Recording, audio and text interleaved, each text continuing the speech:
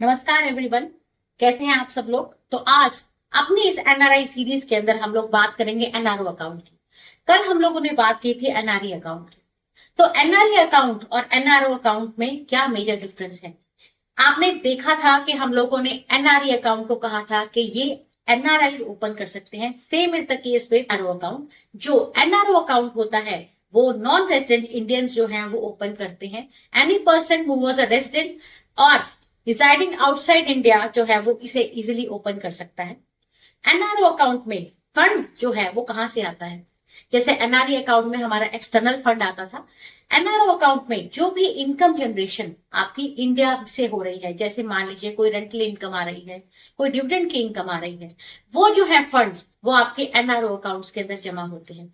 इसके अंदर एक और फैसिलिटी दी गई है कि अगर कोई आउटसाइड इनकम भी आ रही है आपकी, लेकिन आपकी इंडियन इनकम है, तो आप लोग एनआरओ अकाउंट खुलवाएंगे।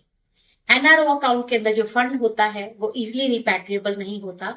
जैसे मैंने कहा था एनआरई अकाउंट में आपका जो फंड है आप इजिली बाहर लेकर जा सकते हैं, लेकिन एनआरओ अकाउंट के अंदर जो फंड होता है उसके लिए एक लिमिट सेट की है।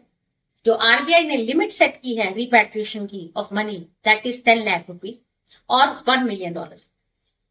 जो भी अमाउंट हमारे एनआरओ अकाउंट के अंदर होता है that is taxable. NRO account के अंदर अगर कोई इंटरेस्ट की जनरेशन हो रही है, कोई अमाउंट आ रहा है, so that is tax on the highest slab. और इसके ऊपर टीडीएस भी एप्लीकेबल होता है। मतलब जिस भी बैंक पे आप फंड रखते हैं वो 30% मतलब हाईएस्ट स्लैब जो है उसका आपका टीडीएस को काटता है।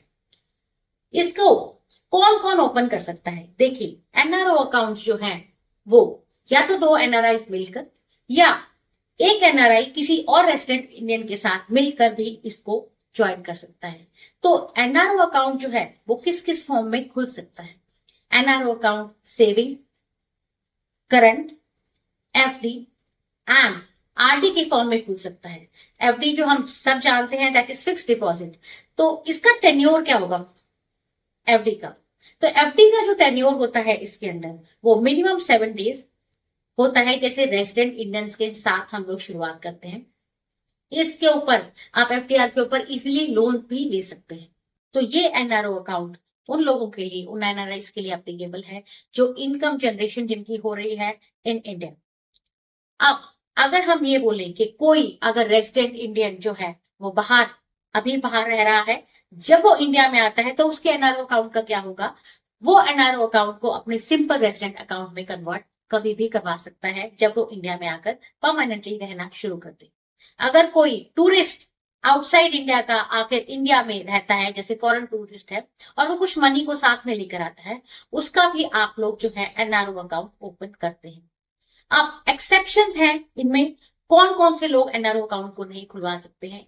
रेजिडेंट्स ऑफ बांग्लादेश और रेजिडेंट ऑफ पाकिस्तान जो है वो इंडिया के अंदर अपने एनआरओ अकाउंट को विदाउट आरबीआई की परमिशन के नहीं खुलवा सकते। तो ये एक छोटा सा वीडियो था आपका एनआरओ अकाउंट के लिए। आई होप कि आपको ये इन्फॉर्मेशन यूजफुल लगी होगी और आप इस इन्फॉर्मेशन को यूज कर इसे अपने अकाउंट्स में अप्लाई कर पाएंगे।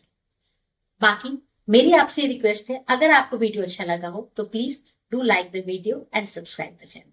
Thank you.